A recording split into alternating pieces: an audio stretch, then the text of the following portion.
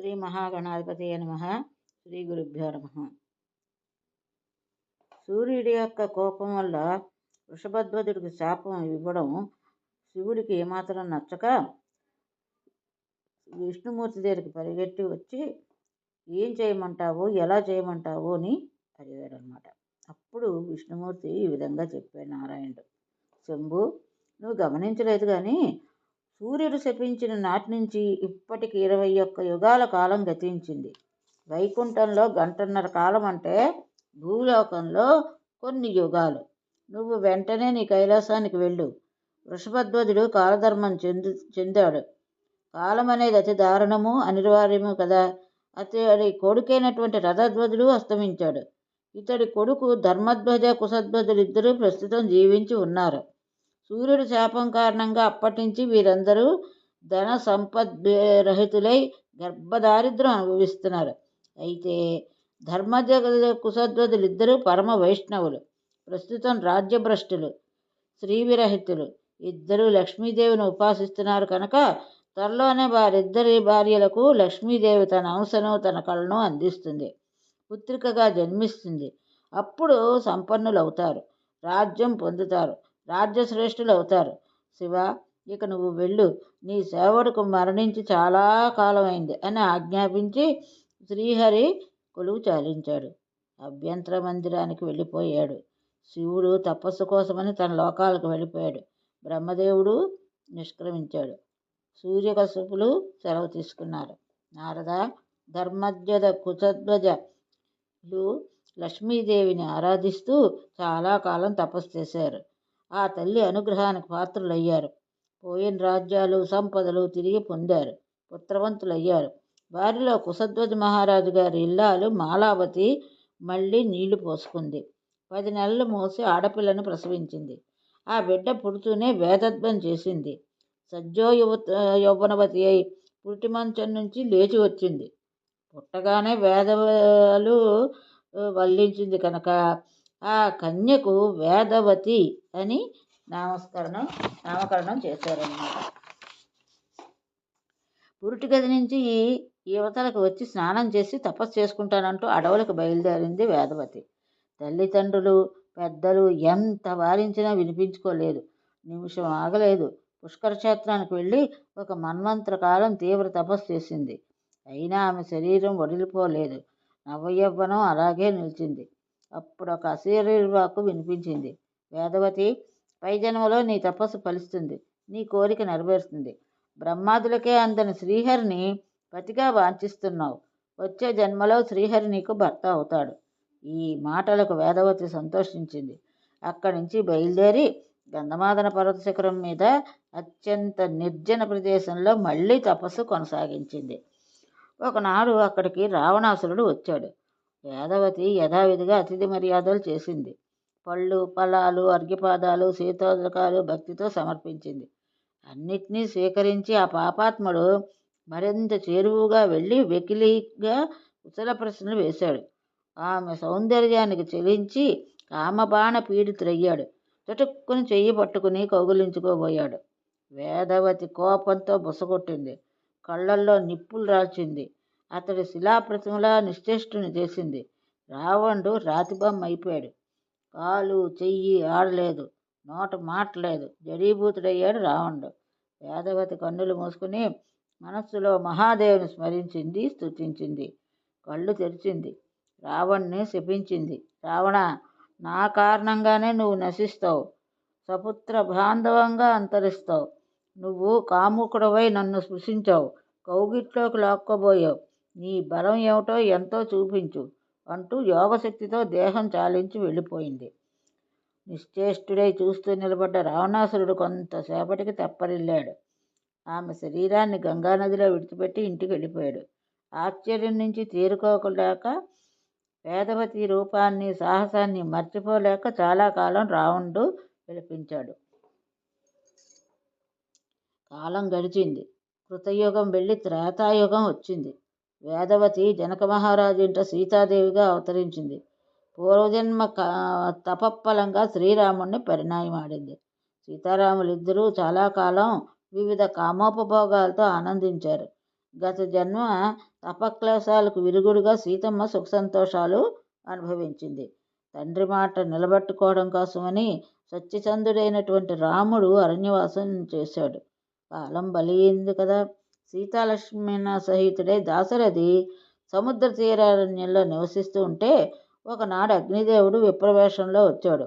అడవిలో కష్టాలు పడుతున్న రాముని చూసి ఎంతగానో దుఃఖించాడు. ఏకాంతంలో కలుసుకున్నాడు. రామా, ఒక్క నిజం నీకు చెప్పిపోదామని వచ్చాను. దైవం ఎవరికైనా దుర్నివార్యం. దైవం కన్నా బలీనమైంది ఏమీ లేదు. కనుక నేను చెప్పేది శ్రద్ధగా ఆలకించు. ఇది సీతాపహరణ కాలం కాబట్టి ఈ జగన్మాతను నాకు అప్పగించు. ఛాయాసీతను నువ్వు కాపాడుకో. పరీక్షా సమయం వస్తుంది. అప్పుడు తిరిగి నీ సీతను నీకు అప్పగించేస్తాను. దేవతలు పంపితే వచ్చాను నేను. కేవలం విప్రుని కాదు, హుతాసుణ్ణి. రాముడు ఆలకించాడు. శ్రద్ధగా ఆలకించాడు. ఏ మార్పు ముఖంలో కనపడనవ్వలేదు. హృదయంలో మాత్రం కుమిలిపోయాడు.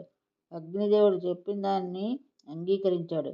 హుతాసునుడు తన యోగశక్తితో ఛాయాసీతను సృష్టించి రాముడికి అప్పగించాడు. అసలు సీతను తీసుకుని వెళ్ళిపోయాడు.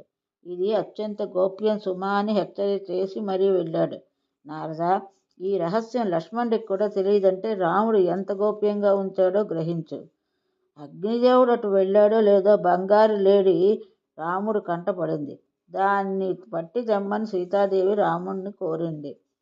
లక్ష్మణుడికి సీతను కాపలా ఉంచి రాముడు బయలుదేరాడు. బంగారు లేడు వెంబడించి చివరికి బాణం వేశాడు. అది హా లక్ష్మణ అని రామకంఠంతో అరిచి ప్రాణాలను వదిలింది. ప్రాణాలు వదిలే సమయంలో రాముణ్ణి దర్శించింది కనుక దివ్య రూపంలో రత్న విమానంలో వైకుంఠానికి చేరుకున్నాడు ఆ మాయా మృగధారి అయినటువంటి మారీచుడు. వైకుంఠ ద్వారపాలకులు కింకరులై అటుపైన వారి అనుమతితో లోపలికి ప్రవేశించాడు మారీచుడు. హా లక్ష్మణ అని పిలిపించిన రామకంఠధ్వని సీతాదేవి భయపడింది. రాముడికి ఏదో అపాయం వచ్చిందని సహాయం పడమని లక్ష్మణ్ణి పంపించింది. అతడు అలా వెళ్ళగానే చూసి రావణుడొచ్చి సీతను లంకకు అపహరించుకుపోయాడు. రామలక్ష్మణులు అడవిలో కలుసుకున్నారు. లక్ష్మణ్ణి చూసి రాముడు ఆశ్చర్యపోయాడు. ఇద్దరూ కలిసి ఆశ్రమానికి వచ్చారు. పర్ణశాల బోసిపోయింది. సీతమ్మ లేదు. రాముడు దుఃఖించి మూర్ఛపోయాడు. తేరుకున్నాడు. ఇద్దరూ అడవుల్లో గాలించారు. రావణుడు అపహరించుకుపోయాడనే వార్త గోదావరి తీరాన్ని తెలిసింది. అటు పైన వానరులతో సఖ్యం చేసి సముద్రానికి వారధి కట్టి లంకలో ప్రవేశించిన రాముడు స్వయంగా బాణాలు సంధించి రావణుణ్ణి సంహరించాడు. సీతకు అగ్ని పరీక్ష పెట్టాడు. అప్పుడు అగ్నిదేవుడు అసలు సీతని పవిత్రంగా రాముడికి అందించాడు. ఛాయాసీత అగ్నిదేవుడికి రామచంద్రుడికి సవినయంగా నమస్కరించి నా కర్తవ్యం ఏమిటో ఉపదేశించండి అని అభ్యర్థించింది ఛాయాసీత. పుష్కర క్షేత్రానికి వెళ్ళి తపస్సు చేసుకోమని, అక్కడే స్వర్గలక్ష్మిని అవుతావు అని చెప్పి పంపించారు. ఛాయాసీత పుష్కర క్షేత్రంలో 3,00,000 దివ్య సంవత్సరాలు తపస్సు చేసి స్వర్గలక్ష్మి అయ్యింది. ఆమెయే అటు తర్వాత ద్వాపర యుగంలో ద్రుపదుడి ఇంట యజ్ఞకుండం నుంచి ఆవిర్భవించిన ద్రౌపదిగా అయ్యింది. ఇలా 3 యుగాల్లో ఉంది కనుక ఈమెకి త్రిహాయణి అని పేరు ఏర్పడింది. పుష్కర క్షేత్రంలో ఛాయాసీత తపస్సు చేస్తున్నప్పుడు శంకరుడు ప్రత్యక్షమై వరం కోరుకోమన్నాడు. ఆమె కామాతురి అయి పతిని ఇయ్యి అని ఆవేశంగా 5 సార్లు అరిచింది. రసికేశ్వరుడైన శివుడు పగలబడి నవ్వి, ప్రియా, నీకు 5 భర్తలు ఉంటారని వరమిచ్చి అదృశ్యయ్యాడు. అందువల్ల ద్రౌపదీదేవికి 5 భర్తలు ఏర్పడ్డారనమాట. అంటే శంకరుడు ప్రత్యక్షమైతే ఛాయాసీత తపస్సు చేసుకున్నప్పుడు పతిని ఇయ్యి అని 5 సార్లు అన్నదనమాట. నారద, అందుచేతనే ద్రౌపదికి పాండవులు 5 భర్తలు అయ్యారు. ప్రస్తావనలో వచ్చింది కనుక ఈ విషయం చెప్పాను. అది సరే, అసలు సీతను స్వీకరించి లంకారాజ్యానికి విభూషణుని పట్టాభిషేకుడు చేసి రాముడు అయోధ్యకు తిరిగి వచ్చాడు. 11,000 సంవత్సరాల పాటు రాజ్యం పరిపాలించాడు. అటుపైన సర్వలోకాలతో పాటు తాను వైకుంఠానికి వెళ్ళిపోయాడు. లక్ష్మీదేవి అంశ అయినటువంటి వేదవతి లక్ష్మీదేవిలో ప్రవేశించింది. చతుర్వేదాలు మూర్తిమంతమై వేదవతి నాలుక మీద నాట్యమాడుతూ ఉండేవిట. అతి పవిత్రము, పాపనాశకరము, పుణ్యప్రదము అయిన వేదవతి వృత్తాంతం చెప్పాను. తర్వాత కథ ఆలకించు. అది తులసి వృత్తాంతం అన్నమాట. నారద, నువ్వు అడిగిన తులసి వృత్తాంతం ఇప్పుడు చెప్తున్నాను విను. కుశధ్వజుడనే సోదరుడున్నాడే, ధర్మధ్వజుడు మాధవీదేవిని వివాహం చేసుకున్నాడు. గంధమాదన పర్వత గుహల్లో, అరణ్యాల్లో, పొదలలో, సరస్సుల్లో దంపతులు కామకేళి పర్వతులే విహరించారు. రేయింబవళ్ళు తేడా లేకుండా 100 దివ్య సంవత్సరాలు శృంగారం లోతులు చూశారు. అప్పటికి రాజుగారికి తెలివి వచ్చింది. ధర్మధ్వజుడికి రాజ్యము పాలన సృహలోకి వచ్చాయి. శృంగార క్రీడ చాలించి రాజధానికి వచ్చాడు. మాధవీదేవికి మాత్రం తనివి తీరలేదు. అయినా రాక తప్పింది కాదు. గర్భిణి అయ్యింది. నెలలు నిండాయి. కార్తీక పౌర్ణమి శుక్రవారం నాడు శుభముహూర్తాన ఆడపిల్లను ప్రసవించింది. సాక్షాత్తు లక్ష్మీదేవి అవతరించింది. ఆ కను, ముక్కు, తీరు, ఆ వర్చస్సు, ఆ సౌందర్యము, ఎర్రని చేతులు, కాళ్ళు, బంగారు శరీరకాంతి, సుందరీమణిలోకెల్లా సుందరీమణిగా ఉన్న ఆ బాలికను చూసిన వారంతా ఆశ్చర్యపోతున్నారు, ముగ్ధులవుతున్నారు. ఈమెకు సాటి ఇంకెవరూ లేరంటే లేరని నిశ్చయించుకుంటున్నారు. ఇలా బిడ్డకు సాటి లేనిది కనుక తులసి అని పేరు స్థిరపడింది. అందరూ అలాగే పిలవనారంభించారు తులసిని. తులసి కూడా వేదవతిలాగే సజ్జోయవ్వనవతి అయి తపస్సు కోసమని బద్రికాశ్రమానికి వెళ్ళింది. 1,00,000 దివ్య సంవత్సరాలు తపస్సు చేసింది. నారాయణుడే తనకు భర్త కావాలి అని దృఢ సంకల్పంతో తీవ్ర తపస్సు సాగించింది. గ్రీష్మంలో పంచాగ్ని మధ్యలో నిలిచి, శీతరువులో తడిబట్టలు ధరించి, వర్ష ఋతువులో ఆరుబయట వానలో కూర్చుని రేయింబవళ్ళు తపస్సు చేసింది. నీళ్లు, పళ్ళు తప్ప ఇంకేమీ ఆహారం లేదు. ఒక 30,000 ఏళ్ళు కేవలం ఆకులు తిని, మరో 40,000 సంవత్సరాలు కేవలం వాయుభక్షణతో, మరో 10,000 వసంతాలు నిరాహారంగా ఘోర తపస్సు చేసింది. శరీరాన్ని పూర్తిగా నిర్లక్ష్యం చేసి ఒంటికాలు మీద బొటకనవేలు మీద నిలబడి నిష్టగా తపస్సు చేస్తూ ఉంటే ఒకనాడు హఠాత్తుగా బ్రహ్మదేవుడు ప్రత్యక్షమయ్యాడు. తులసీదేవిని సవినయంగా ఈ హంసవాహనుడికి తులసీదేవి నమస్కరించింది. అప్పుడు ఆయన అన్నాడు, తులసి, నీ తపస్సుకు మెచ్చాను, వరం ఇస్తాను. నీకేమైనా కావాలంటే కోరుకో. హరిభక్తి కావాలా, హరిదాస్యం కావాలా, అజరామరత్వం కావాలా, ఏది కావాలంటే అదే ఇస్తాను, అడుగు అన్నాడు చతుర్ముఖుడు. తాత, నా మనస్సులో ఉన్న మాట చెప్తున్నావు, విను. నువ్వు సర్వజ్ఞుడివి. నీ ముందు దాపరికం ఏమిటి, సిగ్గేమిటి? నేను తులసిని, ఒకప్పుడు గోలోకవాసిని, గోపికను. గోవిందుడితో శృంగార క్రీడలో నేను పరవశించి ఉండగా రాధికాదేవి వచ్చి చూసింది. కోపావేశంతో గోవిని బెదిరించింది. తనతో లాక్కుపోయింది. పోతూ నన్ను శపించింది. భూలోకంలో మానవకాంతగా పుట్టమంది. అప్పుడు గోవిందుడు నన్ను ఓదార్చాడు. నా అంశావతారమైన చతుర్భుజ నారాయణుని భర్తగా పొందుతావు. నీకు బ్రహ్మదేవుడు వరమిస్తాడు. భారత భూభాగాన్ని తపస్సు చేయి అన్నాడు కృష్ణుడు. అంతర్ధానం చెందాడు. నేను రాధాదేవికి భయపడి తనువు చాలించాను. భూలోకాన మానవకాంతగా జన్మించాను. హే సృష్టికర్త, శాంత సుందర విగ్రహుడైన శ్రీమన్నారాయణుడు నాకు భర్తగా లభించాలి. అదే నిన్ను నేను కోరుతున్న వరం. దయచేసి అనుగ్రహించమని అంది. తులసీదేవి, తప్పకుండా నీ కోరిక నెరవేరుతుంది. శ్రీకృష్ణ సముద్భవుడైన గోపకుడు సుధాముడు గోలోకంలో ఉండేవాడు, గుర్తుందా? అతడికి రాధికా శాపం వల్ల భూలోకంలో తనువంశంలో జన్మించాడు. మహా తేజస్వి. కృష్ణుడి అంశతో ఆవిర్భవించిన సుందరుడు. అతడి పేరు శంఖచూడుడు. అదే పేరుతో ముల్లోకాల్లోని విఖ్యాతిగాంచాడు. గోలోకంలో ఉన్నప్పుడు ఇతడు సుధాముడు నిన్ను చూసి కామపరవశుడవుతూ ఉండేవాడు. రాధికాదేవికి భయపడి అప్పట్లో ఏ సాహసము చెయ్యలేకపోయాడు. ప్రస్తుతం అతడు భూలోకాన జాతిస్మరుడు. నువ్వు అలాగే జాతిస్మరువే. నిన్ను చూడగానే తప్పకుండా గుర్తుపడతాడు. కనుక వెళ్ళు, ఇప్పటికి అతన్ని భర్తగా స్వీకరించు. తర్వాత సాక్షాత్తు నారాయణుడే వరిస్తుగాని అన్నారు. గోపిక, ఇంకొక విశేషం. నారాయణుడు శాపం వల్ల, దైవయోగం వల్ల నువ్వు ఒక పవిత్రమైన వృక్ష రూపాన్ని పొందుతావు. విశ్వ పావనుడవుతావు. నీ పువ్వులు విష్ణుమూర్తికి ప్రాణాధిక ప్రియాలు అవుతాయి. నువ్వు లేని పూజలన్నీ నిష్ఫలమవుతాయి. బృందావనంలో నీ పేరు బృందావని. నీ దళాలతో గోపీజనం మాధవునితో అర్చిస్తారు. నువ్వు వృక్షాది దేవతగా అవుతావు. ఆ రూపంలో నిరంతరము స్వేచ్ఛగా శ్రీకృష్ణుడితో విహరిస్తావు. ఇదే నా వరం. ఈ వరాన్ని నీకు ఇస్తున్నాను. ఇక ఘోర తపస్సును చాలించు అన్నాడు. బ్రహ్మదేవుడు వరానికి సంతోషించి తులసీదేవి చిరునవ్వులు చిందించింది. మరొక్కసారి శిరస్సు వంచి బ్రహ్మదేవుడికి నమస్కరించింది. మెల్లగా తన అంతరంగాన్ని బయటపెట్టింది. పరమేష్ఠి, నిజం చెప్తున్నాను. వివిధుడు శ్యామసుందరుడు అయిన గోలోక కృష్ణుడి మీదనే ఉంది నా మనస్సు. అంతగా చతుర్భుజుడి మీద లేదు. అలనాడు శృంగార భంగం అయ్యింది. అప్పటినుంచి అసంతృప్తిగానే ఉంది.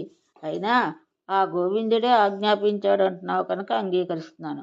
అదీకాక నీ వారానుగ్రహం వల్ల సుదర్లభుడైనటువంటి ఆ గోలోక గోవిందుడిని మళ్ళీ పొందుకదలుతాను కనుక సమ్మతిస్తున్నాను. కానీ నా హృదయంలో నాటుకుపోయిన రాధాభయం ఇప్పటికీ వేధిస్తూనే ఉంది. దాన్ని తొలగించే ఉపాయం చెప్పు అన్నారు. తులసి, దానికి ఒక దివ్యమైన ఉపాయం ఉంది. షోడశాక్షరమైన రాధికా మంత్రాన్ని ఉపదేశిస్తాను, స్వీకరించు. ఈ మంత్రాన్ని జపిస్తే నువ్వు రాధికాదేవి ప్రాణప్రియ అవుతావు. రాధికా సమానరాలువై గోవిందుడికి ప్రీతిపాత్రుడు అవుతావు. మీ ఇద్దరి రహస్య శృంగారాన్ని రాధిక తెలుసుకోలేదు అని చెప్పి మంత్రాన్ని ఉపదేశించి స్తోత్రము, కవచము, పూజా విధానము వివరించి అంతర్ధానం చెందాడు బ్రహ్మదేవుడు. తులసీదేవి ఆ మంత్రాన్ని ఉపాసించి మహాలక్ష్మితో సమానరాలైంది. మహాభోగాలన్నీ అందుబాటులోకి వచ్చాయి. తపక్లేశాలన్నీ మర్చిపోయింది. ఫలం సిద్ధిస్తే దుఃఖం కూడా సుఖం అనిపిస్తుంది. ధర్మధ్వజ మహారాజు గారి కూతురు తులసీదేవి తపోవనంలో రాజభోగాలు అనుభవిస్తోంది. నిత్యము చిలికత్తెలతో విందులు వినోదాలే. ఒకరోజు రాత్రి విందులు ఆరగించి పుష్పచందన చర్చితమైనటువంటి మనోహర సైనం మీద మేను వాల్చింది. నవయౌవనంగా ఒంటరిగా ఉన్న ఆ సుందరాంగిని మన్మధుడు నిర్దాక్షిణ్యంగా తన 5 బాణాలు గురిపెట్టాడు. ఆ ధాటికి తట్టుకోలేక తులసీదేవి వెలువెల్లాడింది. శరీరం పులకించగా కన్నులు ఎరుపెక్కాయి. క్షణంలో మేను వాడిపోయింది. మూర్ఛపోయింది. క్షణంలో తేరుకుంది. క్షణం నిద్రపోయింది. మరుక్షణం మేలుకొంది.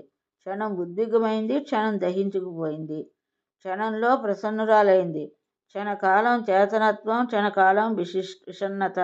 క్షణం కూర్చోవడం, క్షణం లేచి నిలబడడం, క్షణం మేను వాల్చడం, క్షణం లేచి తిరగడం, క్షణం పరుగులు తీయడం, క్షణం స్థానువు కావడం.